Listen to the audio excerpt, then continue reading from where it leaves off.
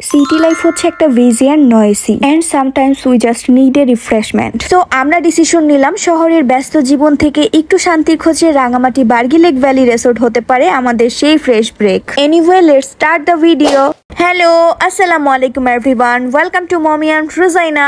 ঢাকা থেকে রাত 12:30টার এসি বাসে করে রাঙামাটির দোয়েল চত্বর চলে আসলাম। সেখান থেকে দুইটা সিএনজি হায়ার করে রাঙামাটির বার্গি লেক ভ্যালি রিসোর্টে চলে যাচ্ছি, যেখানে আমাদের আগে থেকে বুকিং করা ছিল। সিএনজিতে করে রিসোর্টে যেতে যেতে রোডে আপনি এরকম অনেক সুন্দর সুন্দর ভিউ পাবেন, যেগুলো দেখলে আপনার মাথা একদম নষ্ট হয়ে যাবে। সেই সাথে পাহাড়ি উঁচু নিচু রাস্তার সুন্দর এক অভিজ্ঞতা তো হবেই। নিজ চোখের সামনে প্রকৃতির এত সুন্দর রূপ দেখতে পেরে আপনি আল্লাহর কাছে শুকরিয়া আদায় করতে বাধ্য হবে। এনিওয়ে সিএনজিতে করে বার্গি লেক ভ্যালি আসতে আমাদের 15 থেকে 20 মিনিট সময় লেগেছিল। রাঙামাটিতে বার্গি লেকই মনে হয় একমাত্র জায়গা যেখানে এত বড় জায়গা নিয়ে একটা রিসোর্ট করা। এন্ড ফাইনালি লং একটা জার্নির পর সেফলি আমরা বার্গিতে পৌঁছালাম। ভিউ দেখে তো একদম মাথা নষ্ট হয়ে গেল। সবাই টায়ার্ড অবস্থায় না বসে একদম পুরো রিসোর্টটা ঘুরে ঘুরে দেখছিল। রিসোর্টের ভেতরে এই রেস্টুরেন্ট থেকে খুবই নাইস একটা লেক ভিউ পাওয়া যাচ্ছিল। রিসোর্টের প্রত্যেকটা কর্নার ছিল জাস্ট অ্যামেজিং গাইস। প্রত্যেকটা কর্নার ছিল পিকচার ভিডিও করার জন্য একদম বেস্ট। আমি আর রোজাইনা ওয়েট করছিলাম কখন রুম পাবো আর একটু ফ্রেশ হয়ে রেডি হয়ে পিকচার ভিডিও করার জন্য বের হতে পারবো। তারপর শুনলাম রুম পেতে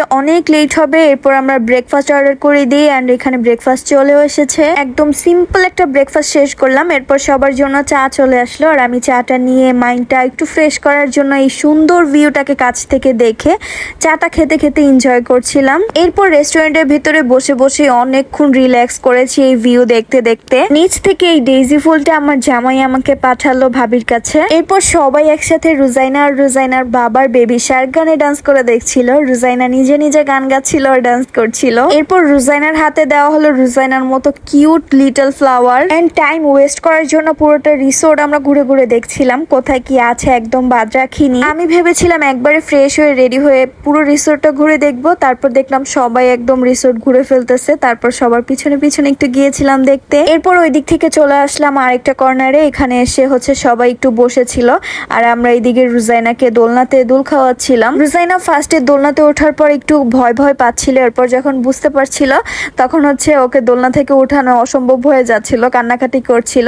এরপর ওর তুহিন চাচু আয়েশা চাচি দোলনাতে অনেকক্ষণ দোল খাইয়েছিল। এন্ড এইভাবেই আমরা আমাদের টাইম ওয়েস্ট করছিলাম। অনেক অপেক্ষার পর এক পর্যায়ে আমাদের একটা একটা করে কটেজ দেয়া হচ্ছিল। আমাদের 3টা রেগুলার কটেজ বুকিং ছিল আর একটা প্রিমিয়াম কটেজ ছিল। এই প্রিমিয়াম কটেজে আমরা এখন আছি, যেখান থেকে খুব সুন্দর ভিউ দেখা যায় লেকের। প্রত্যেকটা কটেজের খুব সুন্দর সুন্দর ইউনিক নাম ছিল, যেমন আলুটিলা, চিম্বুক, ফুরোমন আর প্রিমিয়ামটার নাম ছিল পদ্মা। এরপর আমরা আলুটিলা এসে কিছুক্ষণ বসলাম। আমাদের বাকি কটেজগুলোর আর একটু কাজ বাকি ছিল। একটু মজা করার জন্য রোজাইনা বাবা আবার টিভি অন করেছে। অন করে গান ছেড়ে ফ্রেন্ডরা ফান করছিল, ডান্স করছিল। তো রোজাইনাকে একটু নিয়ে গেল। আমি এই ক্লিপটা একটু ফাস্ট করে দিয়েছি, যার কারণে একটু ফানি লাগতে পারে। দেন সবাই যার যার কটেজে চলে যায় এন্ড রেডি হতে থাকে। এদিকে আমি আমার আজকের আউটফিটটা রেডি করে নিলাম এন্ড দেন শাওয়ার নিয়ে চলে আসলাম। অনেক ঘন্টা জার্নির পর শাওয়ার নিয়ে খুবই একটা শান্তি লাগছিল। লং জার্নির পর রোজাইনার একটু ঘুমের দরকার ছিল, তো আমি ওকে আগে শাওয়ার করি ওর বাবার কাছে দিয়েছি।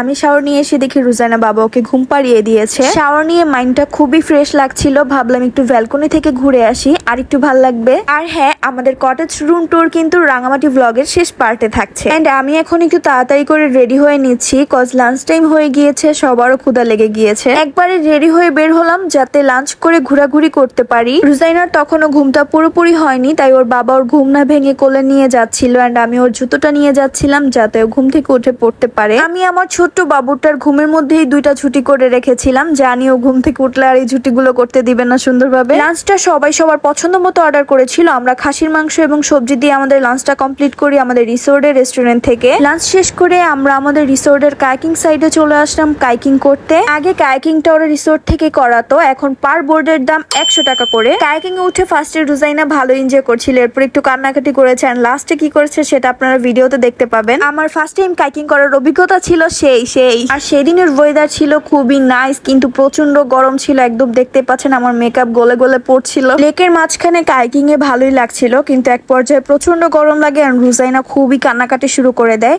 তাই আমাদের টাইমের আগেই চলে আসতে হয়। বলতে পারেন আমার রোজাইনার প্রথম কাইকিং করার অভিজ্ঞতা এমন ছিল। সেদিন কি যে একটা বাজে ওয়েদার ছিল, আমার বাচ্চাটা একদম ঘেমে শেষ, সাথে আমিও। এই রাঙামাটি ট্যুরে রোজাইনার জন্য আমি আমার ড্রেসের সাথে সিমিলার কিছু কিছু ড্রেস নিয়ে গিয়েছিলাম যাতে সুন্দর সুন্দর পিকচার তুলতে পারি ওকে পরিয়ে। একটা ড্রেস একটু পরাতে চেয়েছিলাম, এরপর সে খুবই কান্নাকাটি শুরু করে দিয়েছে। এন্ড ওর বাবা আমাকে বকছিল যে ওকে কমফোর্ট ড্রেস পরা, ওকে ওর মতো ছেড়ে দাও যেটা পড়তে চায়। এরপর একটু ঘোরাঘুরি করতে চলে আসলাম। এখানে আই লাভ রাঙামাটি লেখা ছিল, এখানে সবাই পিকচার ভিডিও করতে আসে এন্ড এই সুন্দর ওয়েদারটা দেখতে আসে। আর আমরা যেই টাইমটাতে এখানে এসেছিলাম তখন হচ্ছে সন্ধ্যা হয়ে আসছিল, যার কারণে ভিউটা বোঝা যাচ্ছিল না। ব্রিজের এক পাশ থেকে খুব সুন্দর করে পাহাড় দেখা যাচ্ছিল। এন্ড এরপর সন্ধ্যা হয়ে যায়, আমরা সবাই রিসোর্টে ব্যাক করি। এন্ড এটা ছিল আমাদের কটেজ থেকে night view. Premium cottage Padma যেহেতু অনেক বড় ছিল আর আমরাও বেশ অনেকজনই ছিলাম, সো আমরা বেশিরভাগ সময় পদ্মাতে গিয়ে আড্ডা দিয়েছিলাম। আর সেদিন সন্ধ্যায় প্ল্যানিং ছিল রিসোর্ট থেকে গিটার এনে সবাই একসাথে বসে গান বাজনা হবে। তো ফার্স্টে রুজাইনার বাবা গান গাচ্ছিল, তো একটু স্যাড গান গাওয়ায় জ্যোতি আপু সবাইকে টিস্যু দিচ্ছিল ফান করে।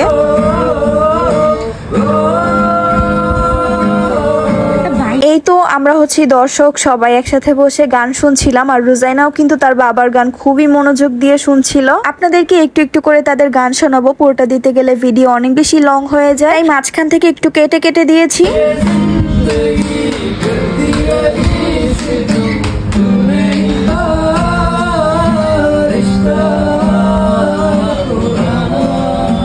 এরপর হচ্ছে তুহিন ভাইয়া গান গাচ্ছিলেন, সবাই মিলে তুহিন ভাইয়ার গান শুনছিল। এদিকে আমি শুয়ে শুয়ে গান শুনছিলাম, ভাবলাম নিজের একটু ভিডিও ক্লিপ নেই।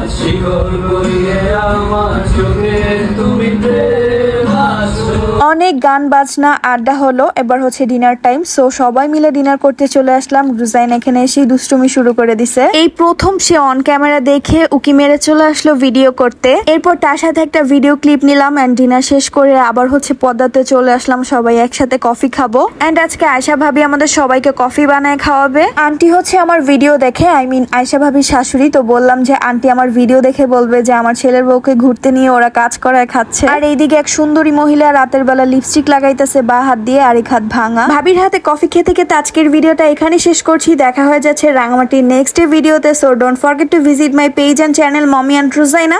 Thank you so much for watching this video. আল্লাহ হাফেজ।